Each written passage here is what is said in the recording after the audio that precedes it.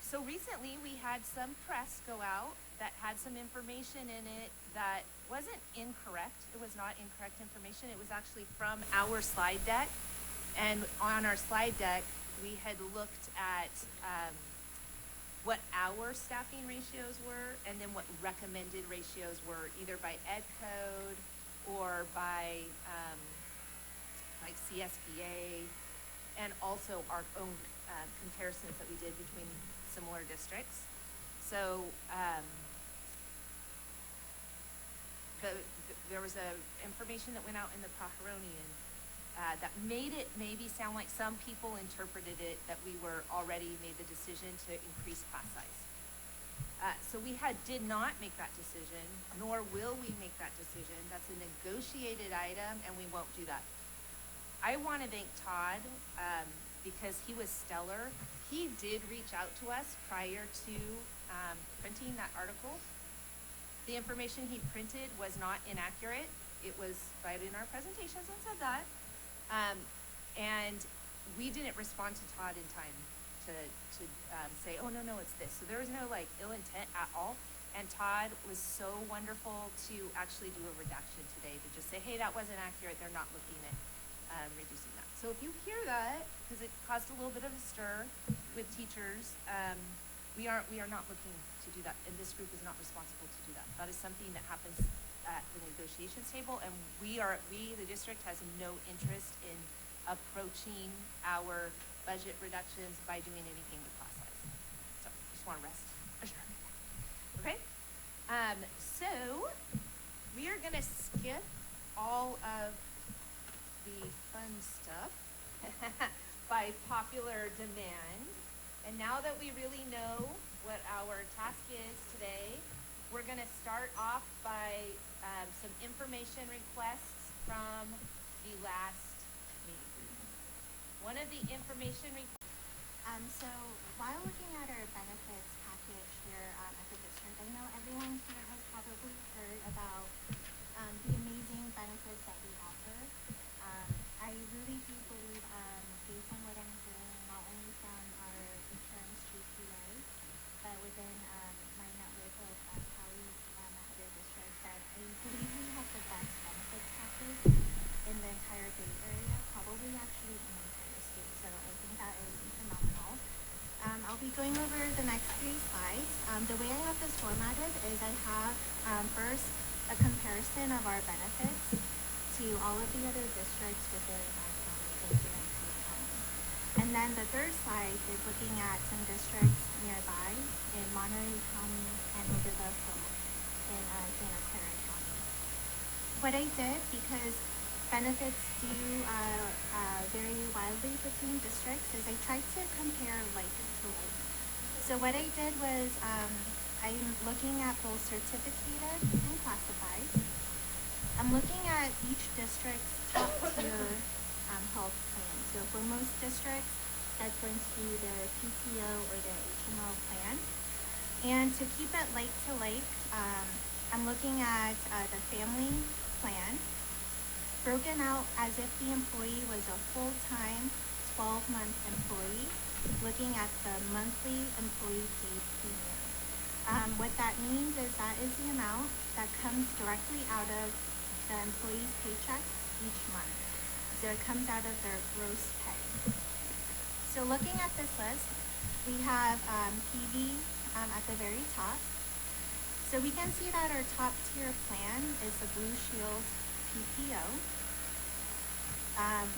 And the employee paid amount each month coming out of their paycheck is $90, which is phenomenal. On the classified side, it's actually $0. And we actually offer full benefits for employees working 4 hours or more. Down below, we have the other districts. We have San Lorenzo, City Schools, the COE, Scotts Valley Unified, SoCal. And I think right off the bat, we can just kind of tell this is the money that our employees are able to, are able to keep in their pay. So this goes directly into the employee's paycheck. It's pretty significant. So if we go to the next slide, actually I have the right here. So here are the small districts in our county. These 4 small districts did not have the most current information available on their website. So what I did was I searched for the most publicly available information from prior year. So this is the monthly employee paid premium cap at these districts. So again, we can see that PV offers the best benefits out of every district in our county.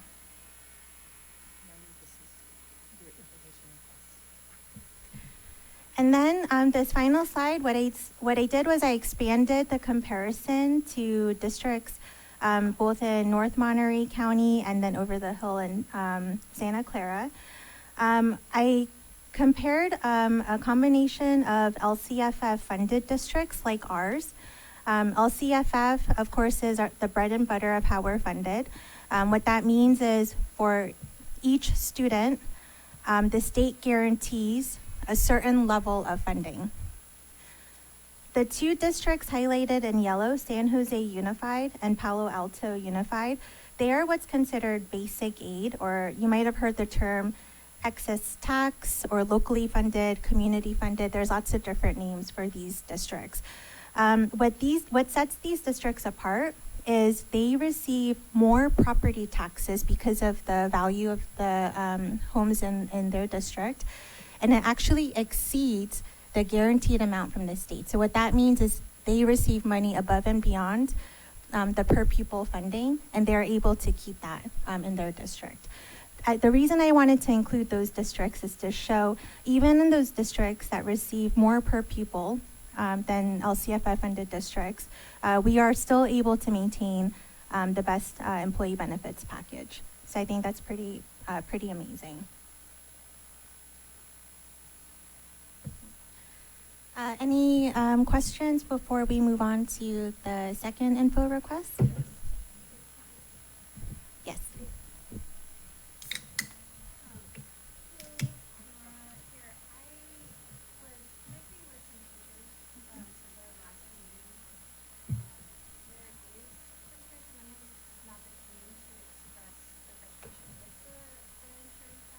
Or the benefits package, but the concern that the teachers are expressing is that they can't continue living here with their salary, even with a great insurance package, which many are actually expressing they're not super happy with.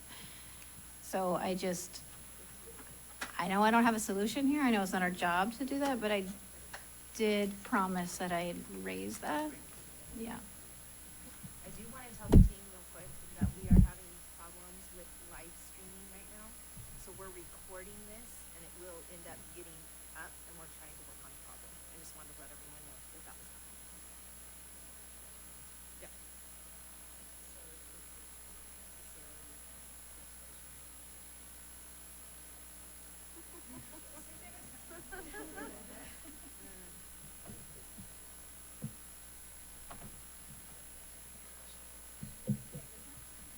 Jenny's work's really good. It wasn't really loud. I'm all All right. whoa. So what my name's Nellie. I'm the currently elected president for the Educators Union in our district. And this is one of the bargaining aspects that we have. It's something that we bargain for our unit, medical benefits, and the frustration that people have isn't necessarily our medical benefits, it's our dental and vision. So I just want to clarify that it's not the medical portion that is causing frustration, it is the dental and the vision portions of the benefits package that cause frustration. I want to second that. That was exactly what the teachers were saying. So thank you for making that clear. But the point that the teachers were saying is like, well, we're feeling frustrated with what we're getting and we're not able to actually live in the area to teach here.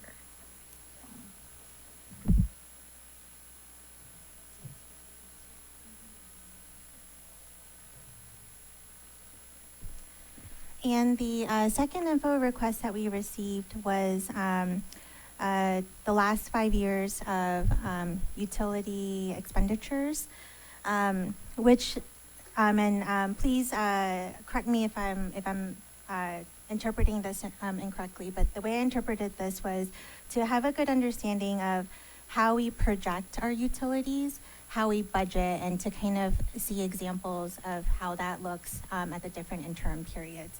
So what I did was I went back to 2021, and I'll go through 5 years, including the current budget year, to show what are some factors that we consider when we're budgeting for the amounts.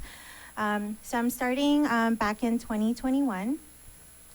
So what I did was I took a snapshot of the budget line for our gas and electric. So our vendors are PG&E and Spur. And this was also it was a start of COVID-19, so that was definitely a factor.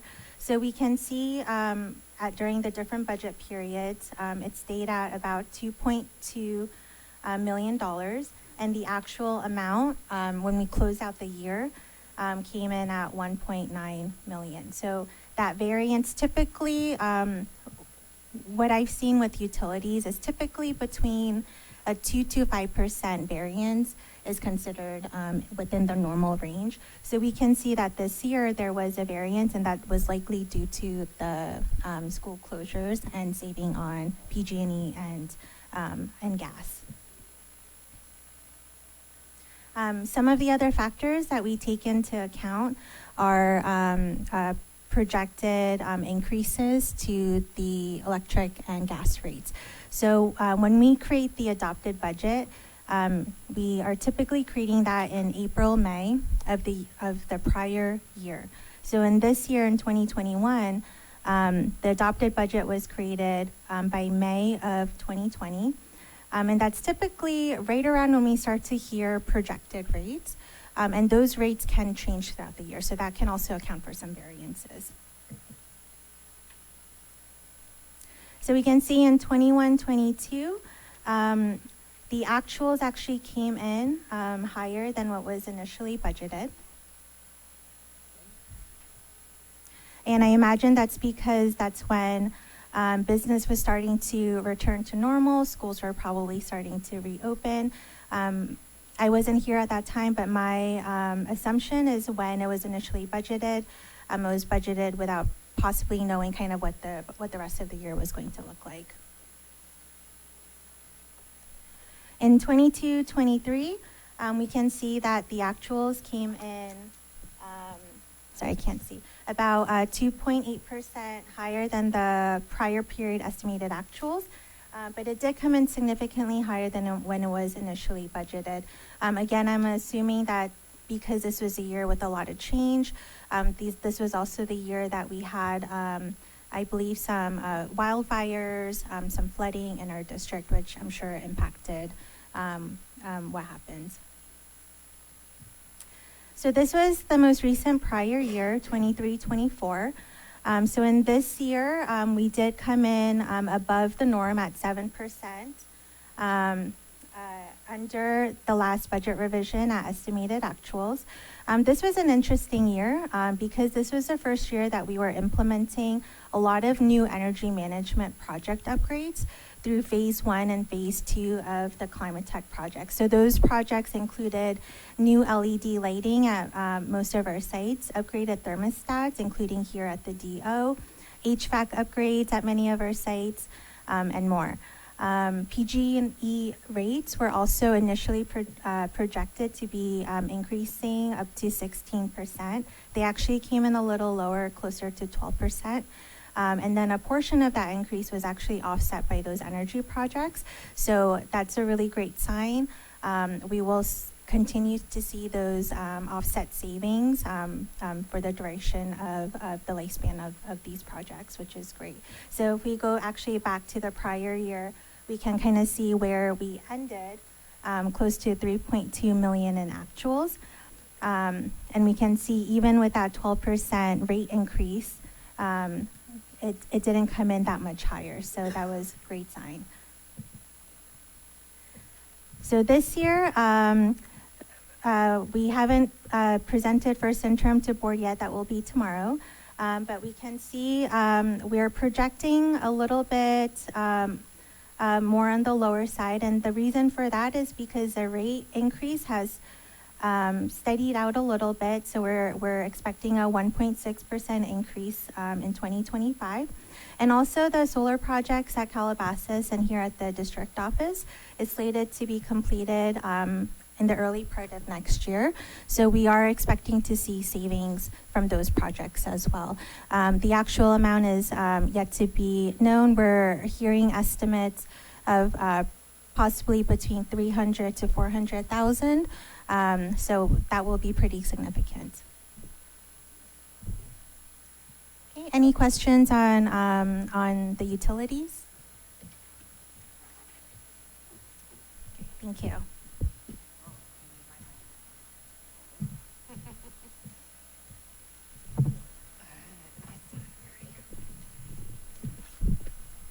Okay, so we're going to jump right into what we've been tasked with as a team, which is to look at the different options for recommendations to the school board. We built these options based on the priorities, a few different things. One, the priorities this team set up in the very beginning that we've been referring to time and time again, so we won't refer to them again. So we built 5 different options to look at. We also looked at what were the one-time funding strategies that we added with ESSER dollars. So we added positions and we added programs that were designed to help and support our students through the difficult impacts that COVID created. There's a golden rule in finance, and that is that you don't add positions with one-time dollars, because eventually you have to recognize that you cannot continue to afford that without making changes somewhere. I believe thoroughly that our district made the right decisions when we put strategies in place to help our students. And I don't think any district would have recommended doing it differently. But now, and that's why we're here gathered as a team, we have to look at those and say we can't afford all these things. We can afford anything, but we can't afford everything. So we put this package together by here's the things we added. So now here would be the things we might naturally reduce. We also looked at how declining enrollment has impacted us and what things we need to do to address our declining enrollment. During COVID and the subsequent years, as we recuperated from the impacts of COVID, we did not address declining enrollment. We weren't right-sizing. That was not a time to right-size. But now we need to do that so that we can be fiscally solvent. So the options that you're looking at, that you're going to see shortly, are going to be addressing the things we added or else declining enrollment impacts that we haven't addressed, okay? So I'm gonna go through the different options. After I go through the options, and we're not gonna stop and ask questions at that point, after we go through the options, you'll break out into your small groups. We have district office personnel who will be with each small group so that if you have questions or you want to get more clarification in your small group, you can. Your task as a small group is going to be to choose the 2 that you think should be recommended to the board for their decision. When everyone gets their 2, then we'll come to consensus on what that is. By the end of tonight, we'd like to have the 2 recommendations that we can all agree to ready for the next meeting when we meet on the 16th so that we can prepare for the presentation that we'll give on January 15th. Okay? Karen. Do the 2 recommendations have to total $5 million?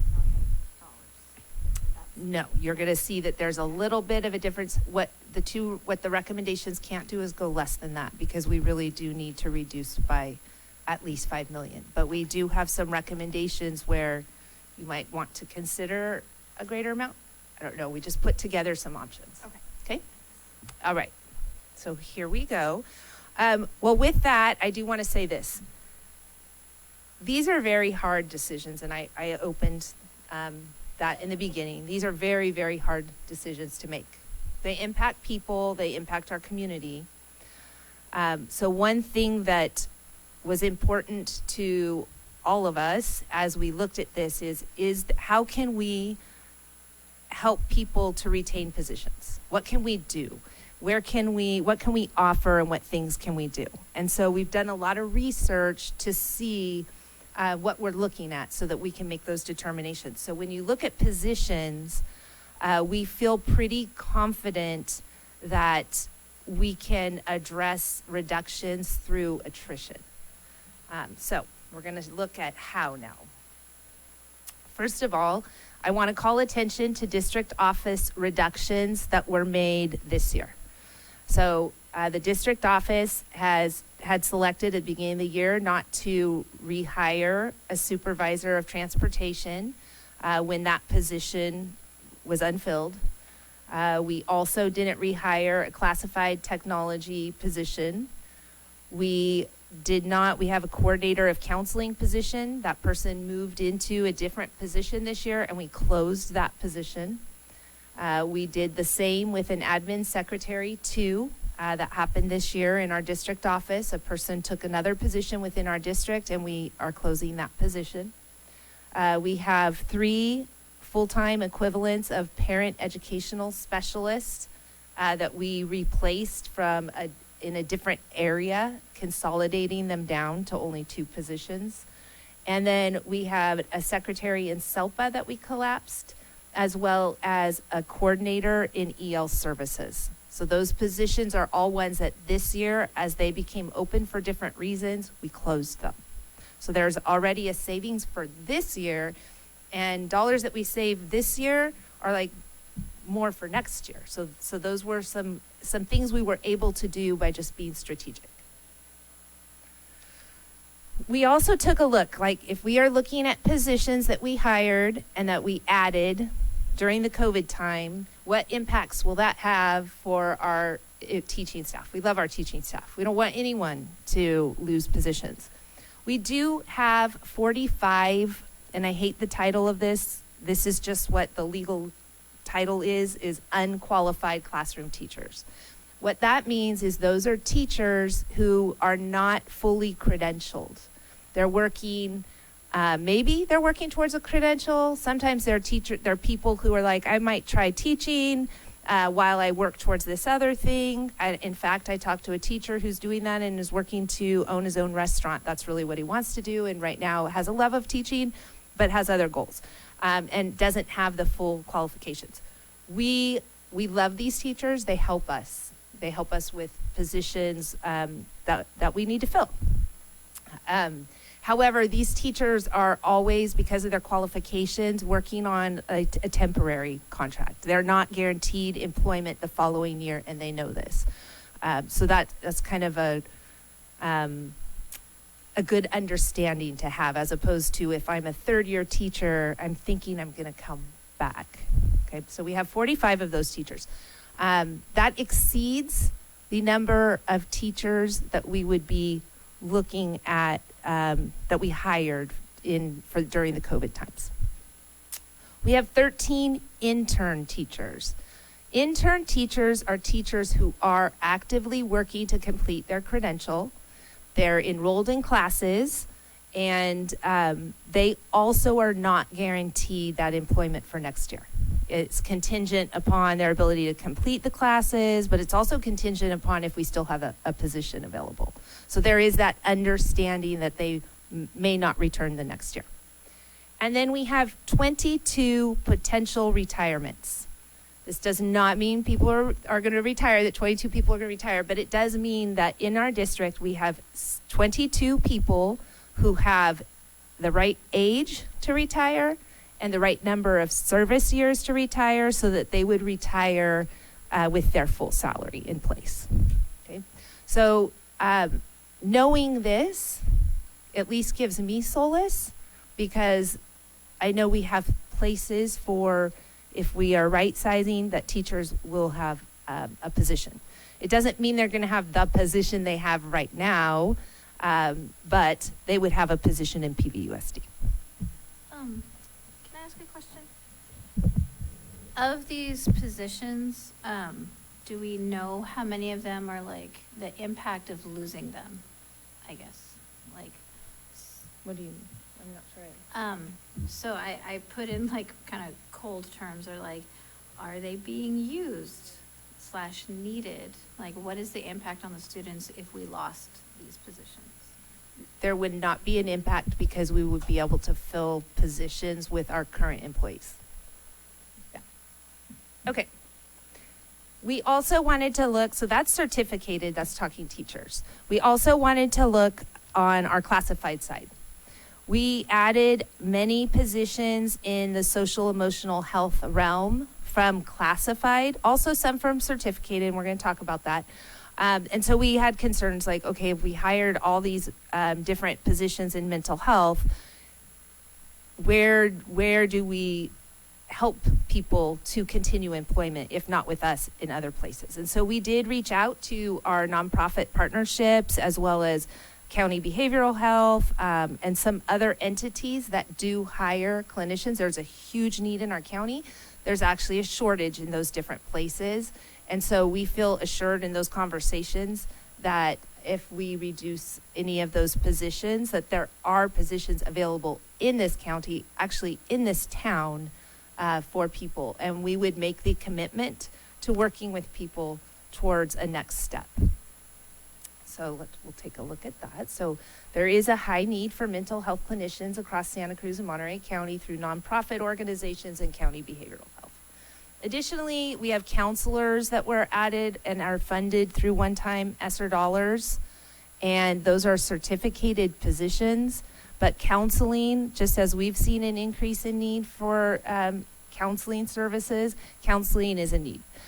People have a lot of different options for counseling services. They're actually in high demand. Some of our counselors have recently left our district to open private practices. So there's private practice, there's nonprofit organizations, and then there's also higher education that requires counseling as well for students. So we feel a little bit of solace in that commitment to helping people to find next steps. So before I go to the first plan, so that's just kind of what we're looking at. We do want to be helpful.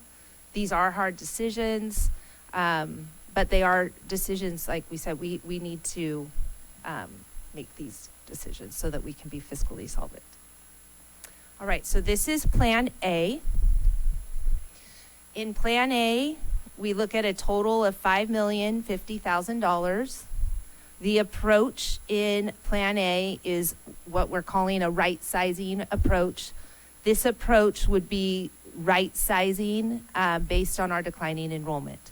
So district office would make reductions of $750,000 above what we have already done this year. So there would be more reductions in the district office. We look at, we've already made this $600,000 contribution, and that's by right sizing and looking at our staffing ratios for our academic coordinator positions. Our academic coordinator positions are the positions at the elementary schools that assist the principal. So they're administrative positions. They require administrative credential. What we did is, and you can see the ratios that we are following. They're in our previous sustainable budget team. We worked with our administrators to say, if you have this many students, you get a full-time. If you have this many, you're going to get a part-time. And if you have this many, you would not have an AC. This year, we reduced 3 of those positions already because we had a hard time hiring. And saw an opportunity. Well, if we're having a hard time hiring, we also know that we need to right size ourselves. For next year, it would be 3 more positions. We also look at our elementary release ratios and right sizing those. Our elementary release, we talked about during these meetings. That's a release program that we provide for our teachers so that our very hardworking teachers have time within their school day without students so they can attend to the very huge demands of teaching, like grading papers, entering grades, phone calls home, lesson planning. So we did not address declining enrollment in terms of we need so many teachers to be able to provide that release time. And so if we right size, we would be eliminating an additional $1.3 million. We also added intervention teachers during COVID with one-time dollars. We added intervention teachers because the learning loss from COVID was significant and our students needed extra support. And so we added many positions there. If we reduced those positions, this is not eliminating, it is reducing, we could reduce by $2.4 million. So this Plan A gets us to $5,050,000.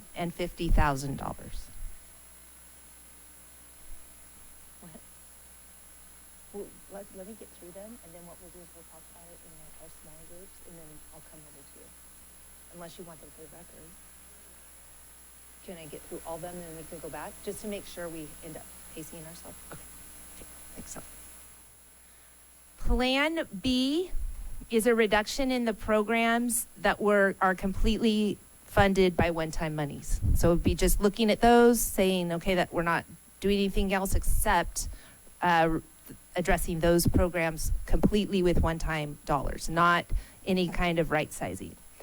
So this would be looking at the mental health clinicians that we added during COVID, the social emotional counselors that are paid from one-time funding, reducing the PVPSA contract by $500,000. That would bring us back to a pre-pandemic level. And we still want to provide counseling services for our students, just not necessarily through us. Eliminating the coordinator of counseling position, and then still continuing with the district office reductions. The district office reductions that are called out there is actually not one-time funding, but district office has committed to these reductions. So they're going to see that come up on every single plan.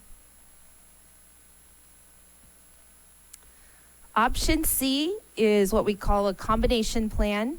So it's looking at a combination of ways to get to that $5 million. So we look at mental health clinician reductions, right sizing the elementary release ratio, looking at academic coordinator positions, continuing to right size those. We continue to have the district office reductions, and then we look at a reduction of intervention, not just taking all the positions we added during COVID, but just reducing them. And I do want to note that intervention teachers, we are still committing to having one intervention teacher per elementary site.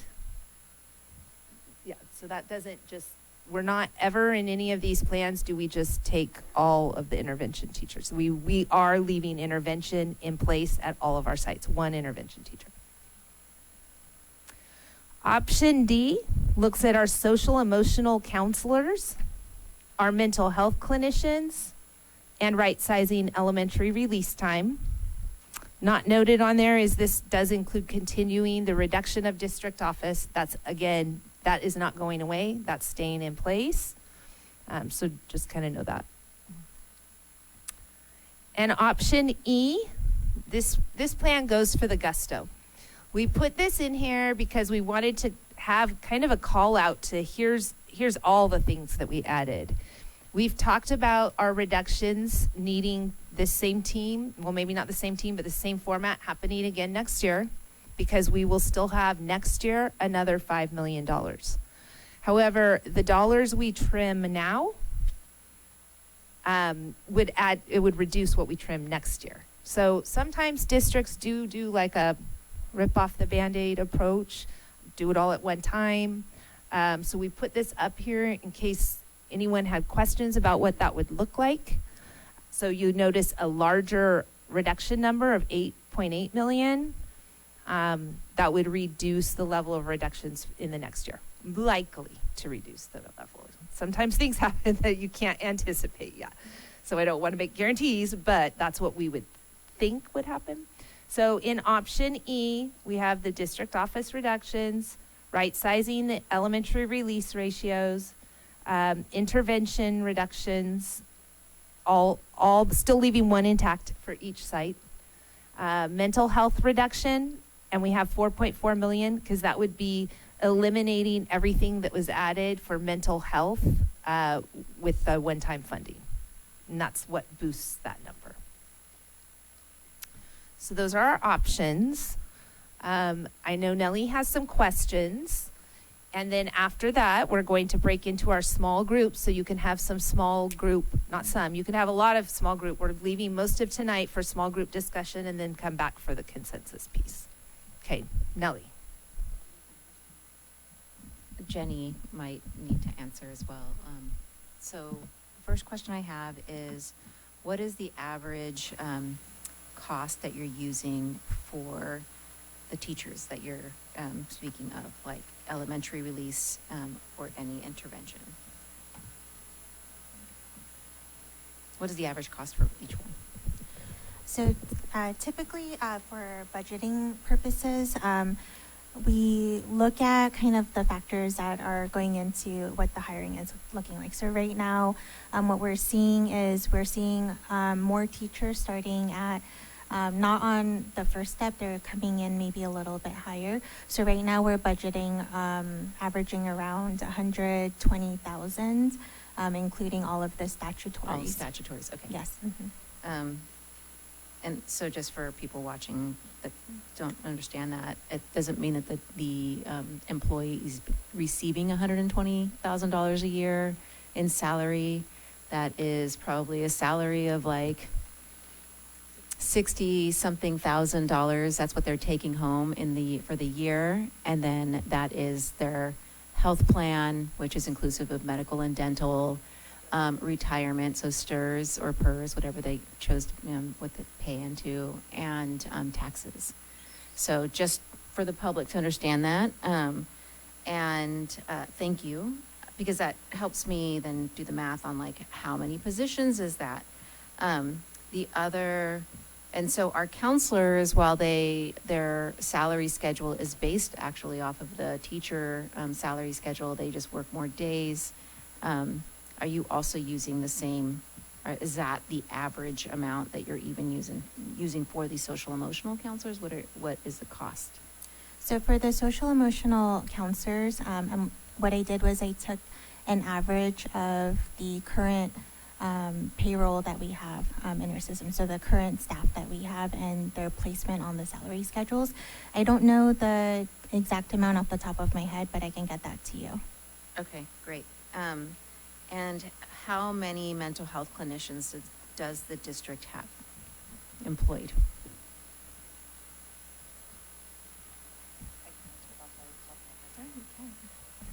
We have 22.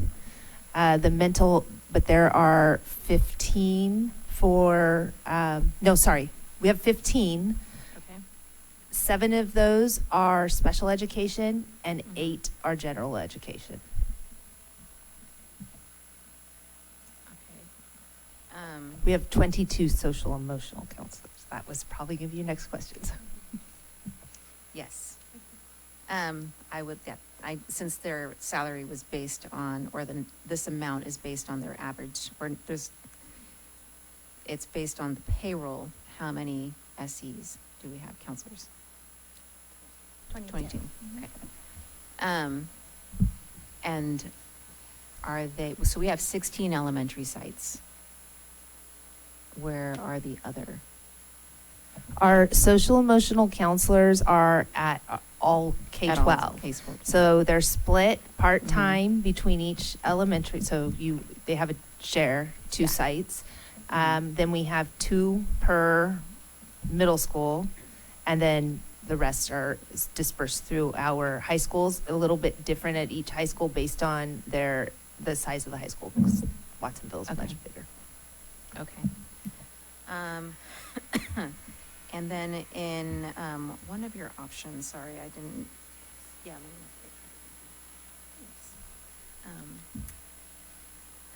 So with option E, this one,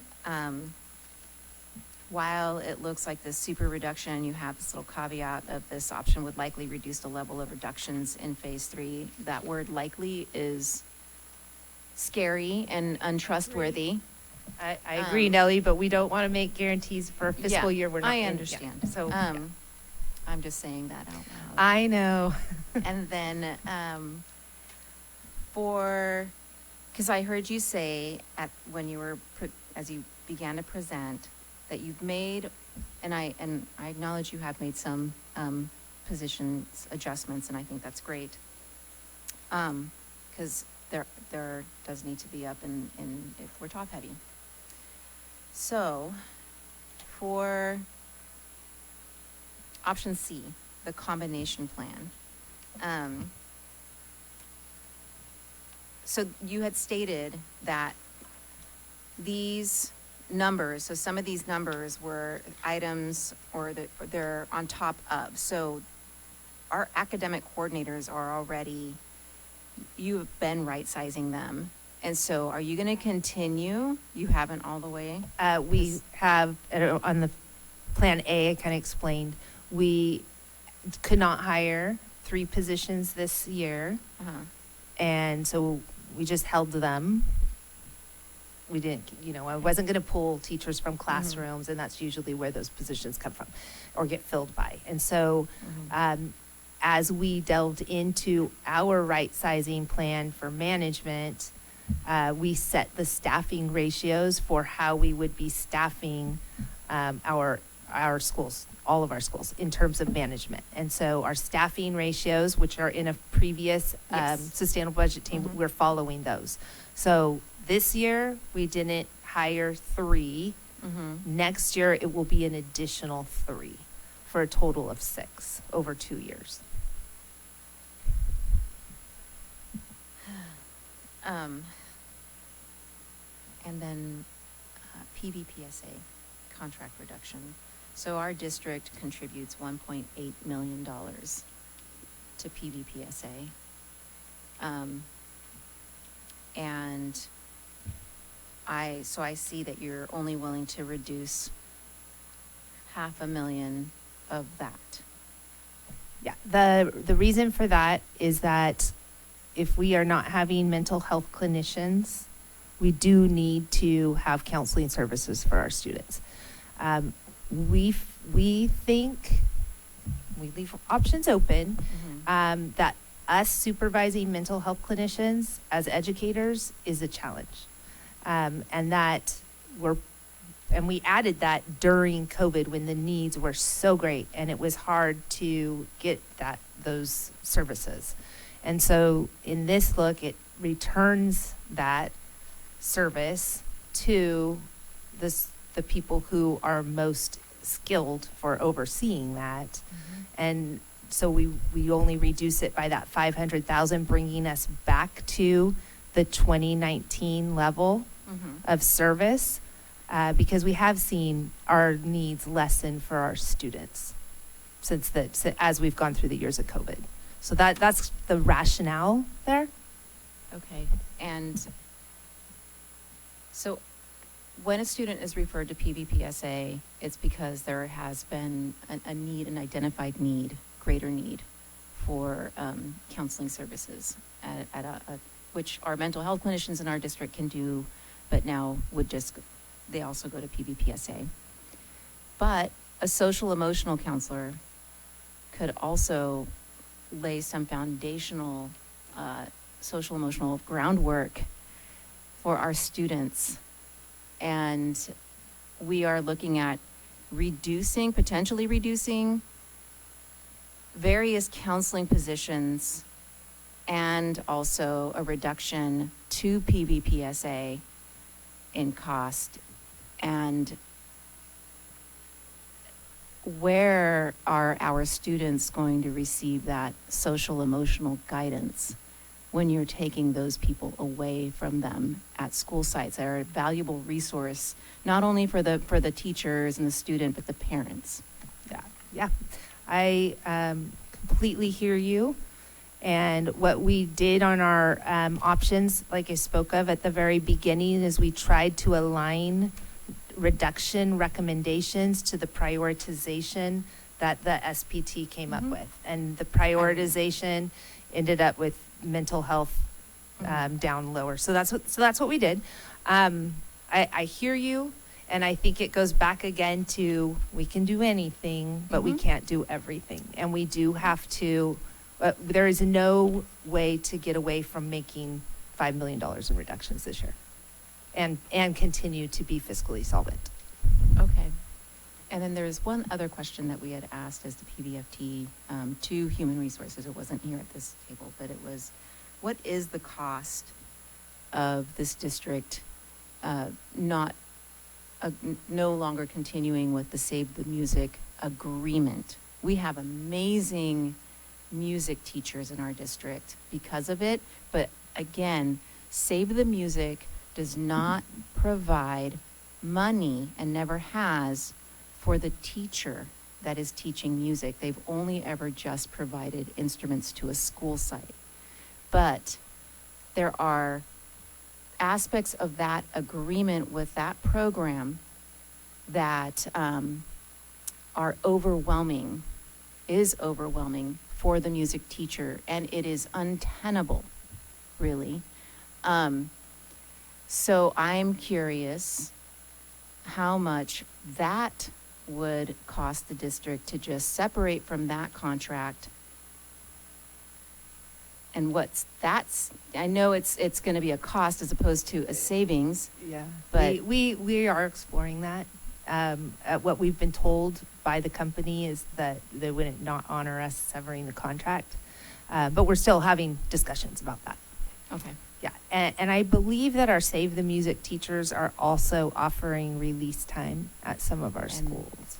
So that was the initial agreement, that when that program came into this district, that our Save the Music teachers are not release teachers. We have contract language for what a release teacher is. Thank you.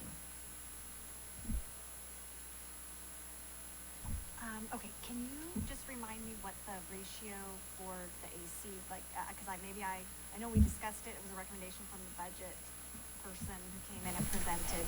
What are our numbers again? So 500 students or above 500, I guess the threshold would be 500, would be full-time principal, full-time AC. 300, I believe, is part-time. Yeah, three or 350. It is a 0.5, and a less than 300 is no AC. Okay. we're And not- then one of the opportunities, though, that our sites have is that if there are additional funding that they have at a site, such as title dollars, that they could choose to use their title dollars to offset the district contribution or the general fund contribution based on our ratios. Okay, and we're not looking at APs at middle schools or high schools just because of the number of students? We're looking at reducing APs at high schools with Yeah. lesser students? What we discovered, so we tried to align our staffing ratios to what's recommended or what best practices are. And so we're currently staffed appropriately at our high schools and at our middle schools. Okay, and then district office reductions. It's tricky to be able to make a decision on that, not knowing what the positions are. Do we have Yeah, them listed, potential positions? So we have identified a variety of different ways to reduce that. We have not had the discussions with others yet. And so no matter what, we know we are going to guarantee that amount. That's our guarantee, but we're not ready to publicize that.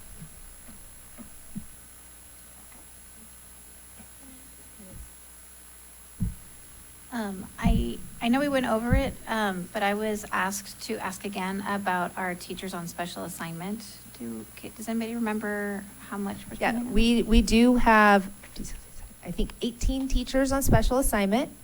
3 or 4 are within our tech world. So they help and assist teachers with technology use, technology implementation, as well as doing other technological supports, like trainings. Tonight they're putting on an amazing event at Watsonville High School. Then we have 15 teachers on special assignment from district office in curricular areas. So in English or math, science, art. That ratio is very consistent with most districts our size. I believe we're 1 over on what other districts have in terms of teachers on special assignment tied to district office. So one idea that was presented by a group meeting I had with a few teachers at different sites in the district was a frustration, a displeasing attitude with their TOSA at their site, and they felt like their classroom would benefit more from assistance, greater assistance in the classroom. And so I just wanted to bring that forward. I'm not sure of how much we're spending on the TOSA program as well.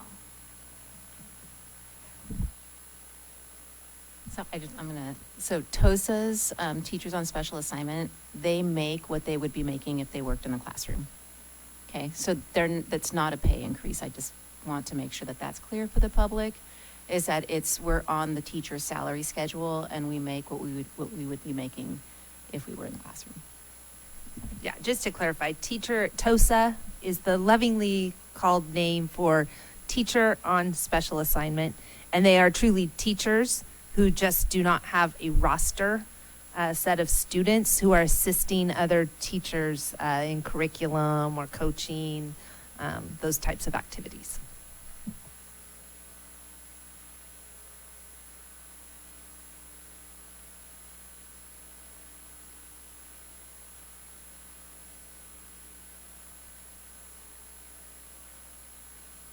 Claudia was just saying, she was mentioning, we do have site-based TOSAs, like our reading literacy coaches.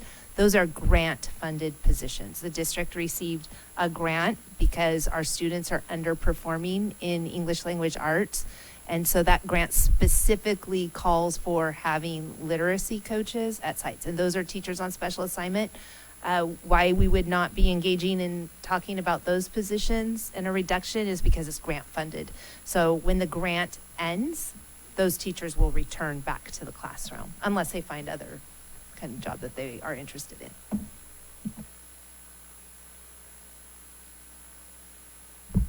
And that comes from the 15. So we have, you said 3 to 4 are in the tech world and 15 are in general. Is that 15 plus the 3 to 4 or? So 15 are tied to our curriculum and instruction department. The 3 or 4, I'm not sure on the number, I think it might be 3, are tied to the tech department. And then there are additional teachers on special assignment who are grant funded. So they're not from the general fund. Back when we first started all of this discussion, we did talk a little bit about the funding sources that we're looking at. The funding sources we're looking at are from our general fund. So those are not grants, they're district dollars. That is how we pay for our salaries. Some positions where you might go, well, why aren't we talking about that position? It's most likely a grant funded position. So for instance, we have community school specialists at sites. That's from a grant. It's a 5-year grant. So in 4.5 more years, those positions tied to the grant will be ending. So that we do have a lot of that. And sometimes it's hard for people to understand, like, how come this school has so many blah? But it's because that school's chosen to allocate their title dollars, which are meant for specific use at the site, to doing a special strategy that they believe, that their school community believes will help students.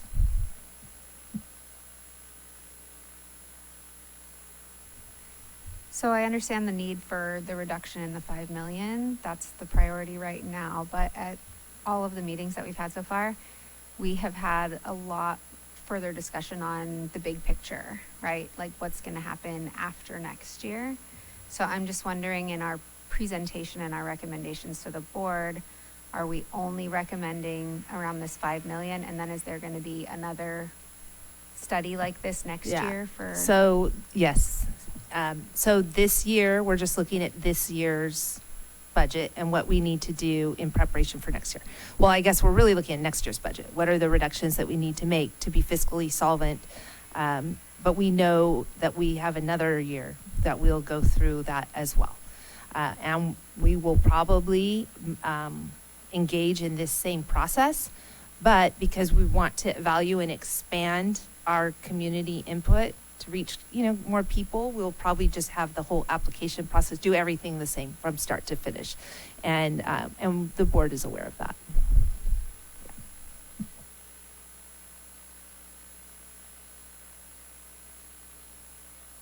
So, Can the board just decide to cut other things without input yes. from us? So they could just decide to They cut may more say, than what we don't like this plan, we aren't going to vote. They could also do a vote where it's a no decision vote, which when we make this recommendation, we will have 6 members on the board. So, Okay. yeah, so they can do that. It would be an interesting choice. Okay. Yeah, it's not, as uncomfortable as we all feel right now, we're making recommendations. The board is making the decisions. And that's really hard. That is a very hard thing to do. No one likes this. I don't like recommending this. I don't like being part of this. But that is the job. And what we've tried to do is really think through what's a process that we could all at least give input to and have an understanding of. To me, that was like only the one thing I could give in a tough time, is to at least make it transparent. Okay, so what we're going to do now is your groups that you've been a part of for all these weeks, you're going to go to your corners that you've now established, your spaces. You're going to go to your group and you are going to discuss your thoughts, your feelings, your concerns. But in the end, there needs to be 2 recommendations that your group feels like, okay, we can do this. We can recommend this. A first and a second. And that's what we're going to put to the board, is a first and a second. I guess maybe just to give everyone the next steps for me with the board is I'll be working with them on, here's all the information that we've been gathering and talking about in SBT, and then here were the recommendations so that they have an understanding of what it was. And then on January 15th, all of us will present, here's the work and here's our recommendations, and then it will be the board's decision. Okay. All right, let's go. Let's give it 45 minutes. And if we need more time, we'll do more time.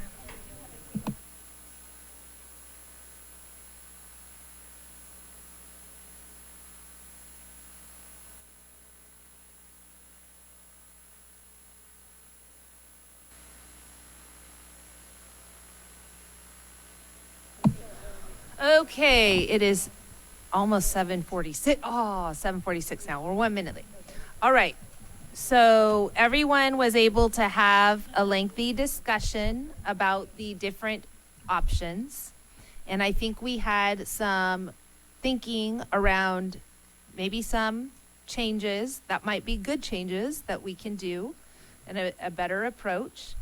So what I'd like to do first is Jenny is going to record each group's number 1 and number 2. Just do your number 1 and 2 without any of the changes. Let's see how close we are there.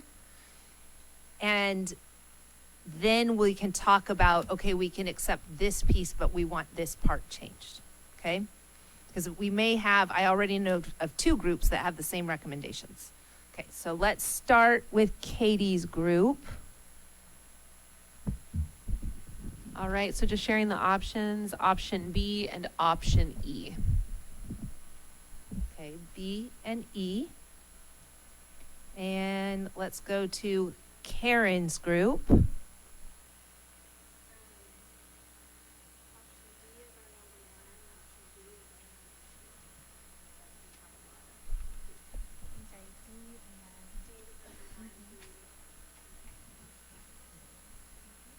Okay. Who's our next group? Nellie, your group? Just get as close without the extra recommendations. Oh, you don't want me to speak? Not yet. No, no, no. You're going to. We're going I have to. words. I know, Nellie. So,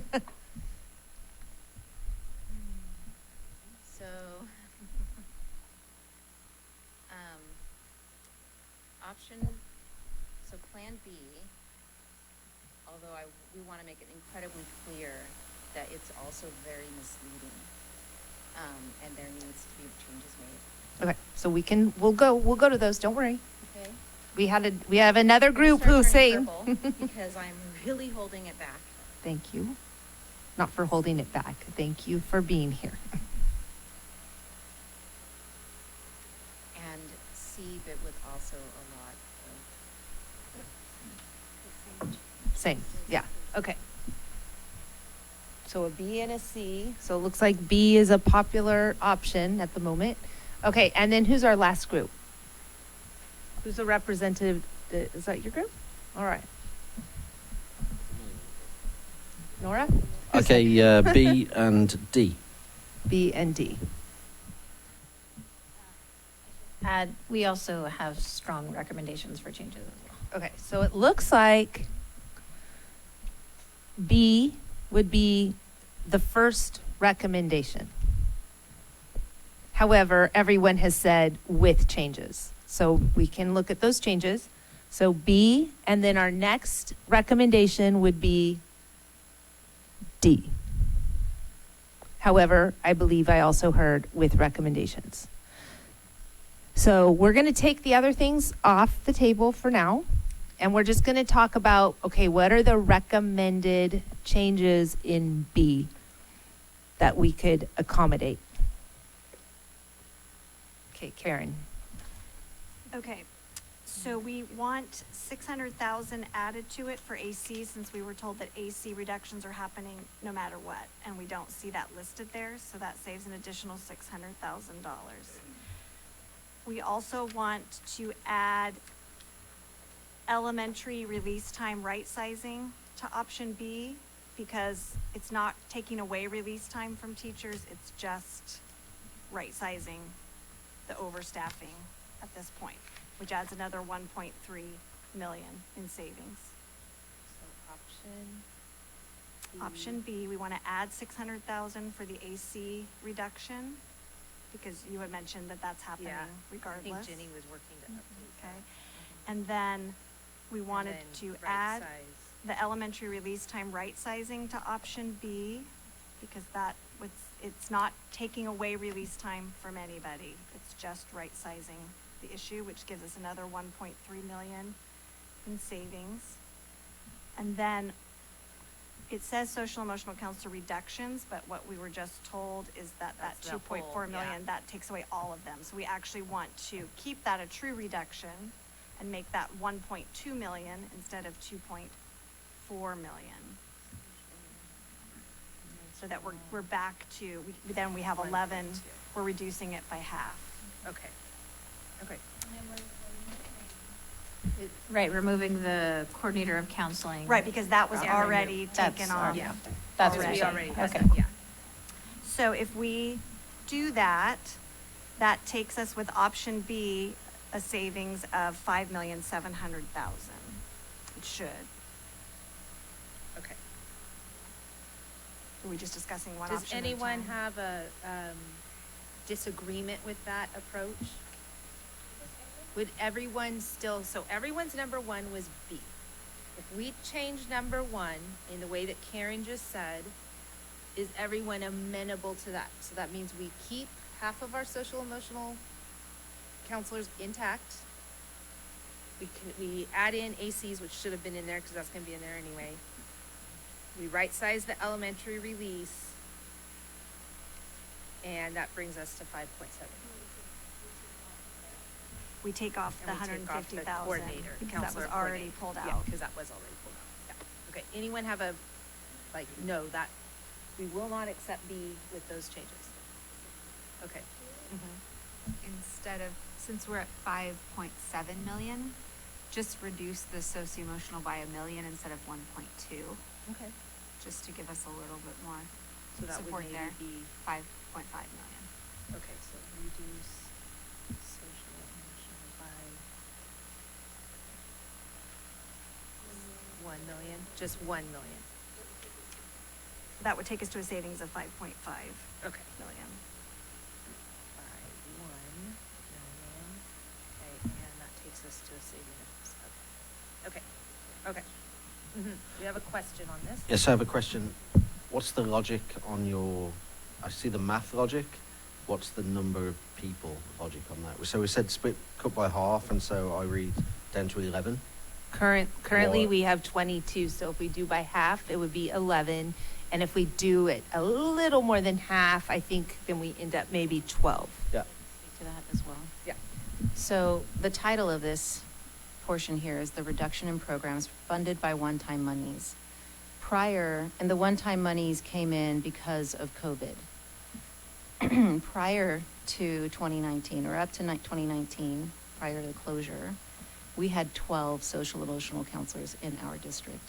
So do we want to risk? And we would never ask for our social emotional people to be on the chopping block entirely.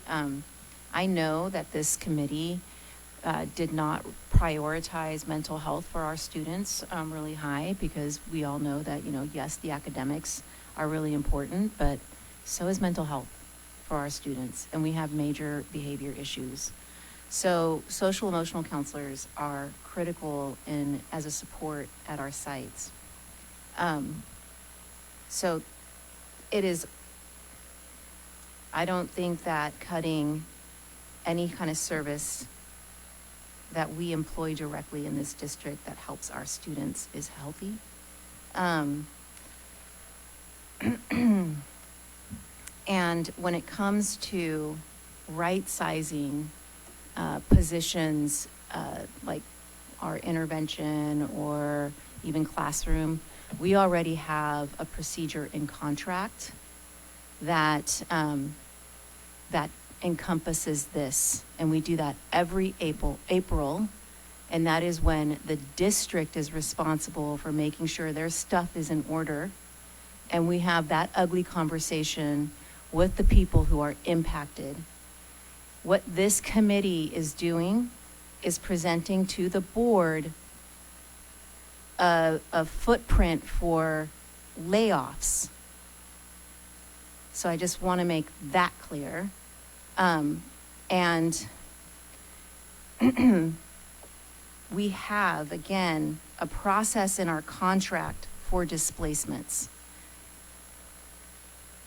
We have also the opportunity to know what the ratios are, the projections are for this next school year, and have those conversations, not at this table, but where we can have a collaborative conversation as labor stakeholders with our district employer. So it is I'm going to be graceful with my words. It puts us in a position where where it might be the trustees are making this decision, and you can say, well, this is what the trustees agreed to, but this is what we are taking to the trustees. And again, we have a process when it comes to right sizing for the types of positions like intervention teachers, like release teachers. which is correct. And I just want to remind everyone that we did not right size during the pandemic because it was not appropriate, because our students needed the additional services, and we also didn't want to harm employees during a very challenging time. So we had not right sized. You are correct. There is a process which we will be following. We will follow all of that. This is just so that we analyze and understand the situation that we're in, and that we do need to make reductions that we didn't make. You're correct. And we didn't look at that process. It's, we may have looked at it, but had agreements that we're not going to address this because the need is too great. I'm sorry, I may have misspoken. What I was actually getting towards that we've, on top of that 5 million there, you've got quite a bit of fat on the bone, and we immediately said 50% to 11, and then you're telling me that we were at 12. So my point would be, well, why not? Do we not go back to 12? No. and because we're making logic on math as opposed to numbers, and that's my question. Is it based on one per site? I don't know. So if you tell me I need one per site, then what is that number, and can we afford that? But just to play on math is just not a So, logic. Yeah, so we had 12 employed in the district, and then after we received ESSER funds and we were bringing in social emotional or counselors, we negotiated that our elementary sites, that our social emotional counselors used to be just spread very thin across many, many sites. So we were able to negotiate that social emotional counselors would be at no more than 2 elementary sites. So that's 8 social emotional for our elementary schools. And they're still going to 2 sites. So my perspective, 19 years teaching in the district, is prior to COVID, we didn't have nearly enough support for socio-emotional counseling. Once we got that money and we were able to add those positions, it helped tremendously, but those needs are not going away. I just want to bring this up too, if we're talking about cutting $1 million from socio-emotional counselors, is that on the staffing ratio formulas, the recommended by the state is 250 students to 1 counselor. I know this is all counselor. This is not just socio-emotional. That one's actually, that recommendation is inherent to academic counseling. Only? Only. So is there not Yeah. a recommended ratio No, for there's socio-emotional not. counselors? And I think the reason why there's not a recommended for socio-emotional is because that's usually a tier 2 and 3 strategy. And so then that's really inherent upon just circumstances. It's very circumstantial. So I think that might be why, whereas opposed to academic counseling, academic counselors engage in very specific work. And so that's just what ASCA is, which is the the counseling kind of like group, is who puts out those recommendations, and it's based all academic counseling. And then the other thing about the suggestions and changes from Karen's plan is that it doesn't have any reductions from intervention teaching services. And so we could potentially, modify, bring down the reduction from socio-emotional again, maybe not have no reductions, but have a small reduction, and then have a small reduction in intervention teaching as well. Does the rest of the group want to, so what Emily was saying is that in Plan B, there wasn't any reduction to intervention. And that's because Plan B was predicated upon what was added in social emotional for one-time ESSER funding. It was really looking at that social emotional chunk. But we could do Plan B, but add in some intervention teachers, which we added a lot of intervention teachers through one-time funding, and reduce those. Currently, there are 2.5 intervention teachers per site.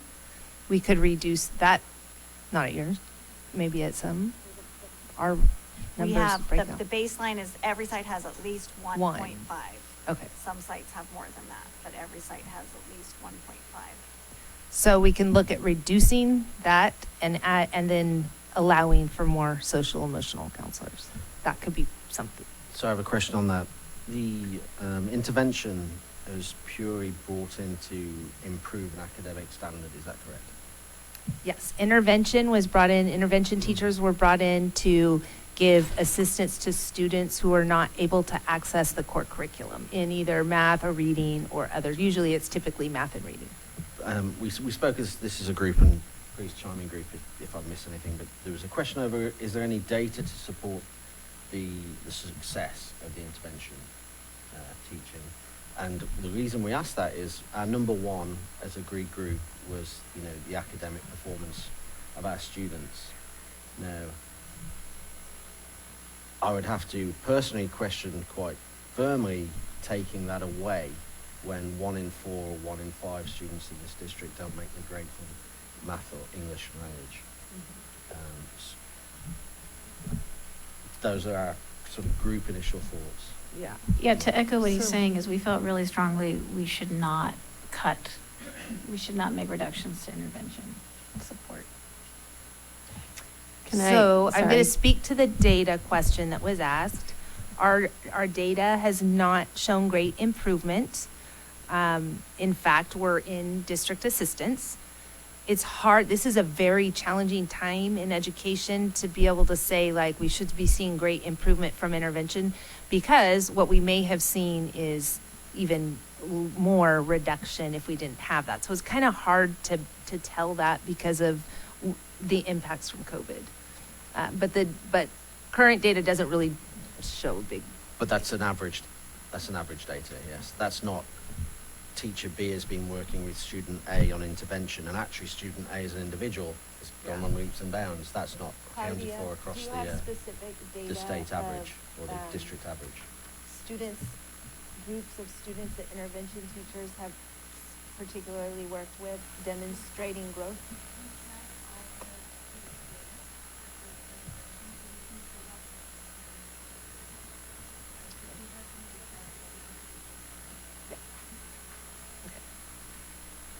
I just think it's important to say, I know that the group discussed the importance of academic supports, right? But it is very important to say we can't compartmentalize and look at things individually. If a student comes to school and they have an emotional issue or a need, they're not going to learn anyway. Their academics are going to take the back seat. So until you address the problems happening that are causing them stress, anxiety, depression, all of these things, by providing them counseling, they're not going to succeed academically anyway. Does that make sense? So my belief is the socio-emotional counselors are the most important, because it's the foundation that you need for the learning to happen in the first place. I absolutely hear what you're saying and agree with that. My counter question would be, are these services provided in any other fashion to any sort of medical insurance care? I absolutely agree with you that there is nothing here that shouldn't exist or be funded. Nothing. It should all be there and we should all be able to pay for it. But we can't. So I agree with you, but it's like if that service is available elsewhere in some sort of format, then do we have to consider that as an option? Can I also, just add, to build upon that, and it could be more clarification for the next time we come back, just recognizing the time, would be the credential that our academic counselors hold and our social emotional counselors hold, that those credentials, are they the same? Because if they're the same, then that service can be provided by multiple individuals. If they're slightly different, then I would just think that would be helpful for the community to know. Okay, and so they are the same credential, but academic counselors are only in secondary, and our middle school academic counselors do play both roles. So they are both the social emotional and the academic counselor. It is the elementary school sites that only have social emotional counselors, and those counselors are split amongst sites. Mm-hmm. The curiosity question that we had was wondering if it was possible at all to have a contract, say it is PVPSA, where these counselors are employed by PVPSA and they can then bill to insurance for the services, and then those counselors deployed to the school sites. I'm going to have Andrea answer that question because she's aware of some information that's coming about from that. So. Yeah, there are a lot of shifts taking place in Medi-Cal billing, both for nonprofits in communities like ours, and in fact also for school districts.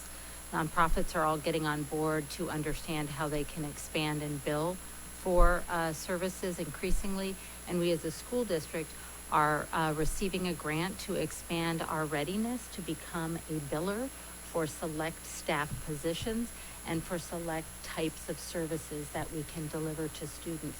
We're still in discovery in building our system, so we don't understand exactly what the return on investment will be, but that information will be learned by us with a 3-year grant we're about to receive. Can I ask you a question, Andrea, about that? Because from what I understand, I think our school nurses and speech language therapists and school psychologists already do this billing. So that is through a prior program called LEA BOP. There is a new system coming in play called the fee schedule for California school districts. So that's going to be an additional layer for additional staff positions. Thank you. Yeah. Okay, so going back to B, what I have is option B is the recommended, top recommended. If we add in the 600,000 from academic coordinators, we right size elementary release, we maintain 1.1 million, in social emotional counseling. And we had to remove the coordinator of counseling from there.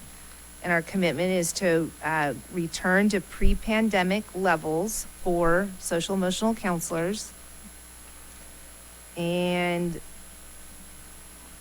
then there was a little talk about reducing intervention teachers as well. I don't know, are we adding that or no? It's the coordinator of counseling we put in there because that was like part of everything we were spending, but we have actually already reduced that position and closed it. So it doesn't actually count towards next year's reductions. It's being included in this year. Can I ask a clarifying question? So mental health clinicians reduction 1.5 million, is that all of them? Or is that only some of them? Because before it said social emotional counsel reduction and it actually meant all of them. Yeah, hold on, I have notes, let me tell you that. Okay, I just, You know what, I know, Okay. I remember it right now. That, right now, the mental health clinicians, we employ 15. 7 of those are for SELPA, and they're tied to IEPs. 8 are in the general education realm, at the total of 1.2 million for those 8. And so that would be a partial reduction, because we wouldn't be reducing all 15. so would they come out of the SELPA? Would they come out of? So SELPA general is fund? funded by our general fund. It is a contribution from our general fund to fund special education students and their needs. I'm just trying to figure out if this reduction impacts the ones that are serving students with IEPs and general ed, or just one group or the other? It would be general ed, So education. we would take the general ed, would take the hit.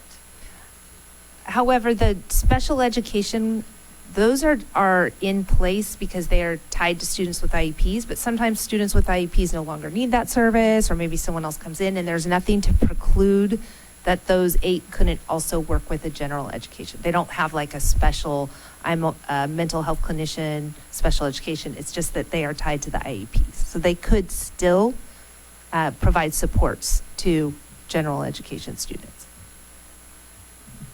Okay. If we were to add intervention teachers to this, is there a caveat we could put in that no site would go below the current 1.5 minimum, bare minimum? Or are we saying that everybody would just go down to 1? I think, what is in our LCAP? I think some of that would be determined by our LCAP. Okay, I just want to go on record as saying our top priority was student learning, and so I am not on board with adding the intervention teachers to this Plan B option. Okay. So I think, Okay. I don't think it matches up So what we leave said our it top with priority was. everything, the way we just discussed, not adding in anything with intervention. Okay. Okay, so that's Plan B.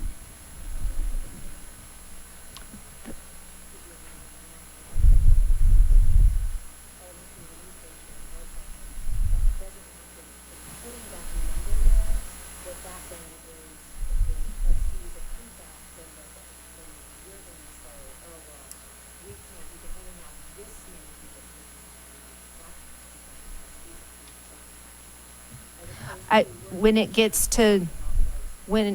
it gets to that point, Nellie, it will actually be more called out that way with the trustees. We still have, this is our initial recommendations, we have work to do with you. This doesn't circumvent that. Okay, the next one. Oh, where'd our voting go? So option B with the changes, and then option D. Okay, option D. Is that option D right there? Okay. Option D is the combination plan. Yeah, we added it in now on this one. So what? Ooh, we're not projecting. So we've changed option D. You could cross that out on your papers. The changed one will be what's put up on our website. Option D is a combination plan. It includes a full reduction of the social emotional counselors. So I have a feeling I can feel change coming on right there. A partial reduction of the mental health clinicians that we just talked about. Right sizing elementary release. District office reductions, and the academic coordinator positions, right sizing those. That's option D. So I would assume, based on our previous discussion, that nothing would have changed that we would say except complete social emotional counselor reduction. We would want to have that reduction. We would want to keep to the 12 positions that were pre-pandemic. Does everyone accept that? Okay, so option D, I'm just adding in the change, social, emotional, to 12 positions. Our group also wanted to add in the PVPSA contract, Oh. $500,000 to this Okay. option. Option D, reduce PVPSA by 500,000. Okay. Were there any other recommended changes for option D?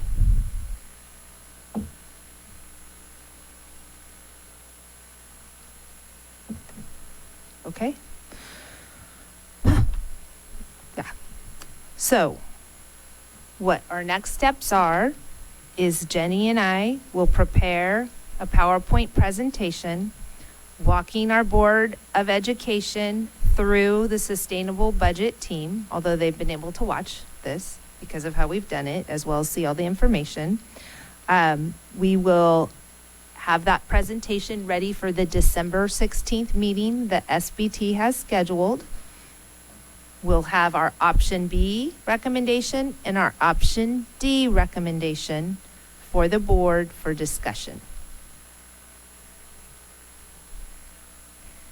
What we would hope is at our next meeting, everyone is here, that we all prepare for how are we going to share the slide deck, or is there going to be a nominated speaker? How are we going to do that? We will make recommendations on January 15th to the board. And we would like all of the sustainable budget team to be present at that meeting, as well as at the next, so we can kind of go over, here's what we're bringing forward, here's what it looks like. Are we okay? Okay? I want to thank everyone for their work. I know this is hard work. I know that we will probably all have trouble sleeping tonight. This is not the work that anyone ever wants to do, but I have appreciated, obviously, the thoughts around this, that this committee, this team had helped in looking at how do we accomplish the things we need to accomplish for our district in a way that is acceptable for our students. So I appreciate that, because with just the lens of the many people who helped even for preparing for tonight, we had changes and adjustments. And so thank you for your input. I know your community that you're representing thanks you as well for being here and working through all of this. And we will see you on December 16th. And I'm sorry, just wanted to add one more thing. With the revisions to option D, option B and option D are now exactly the same. So I think we came to a really good consensus. So exact same items, so.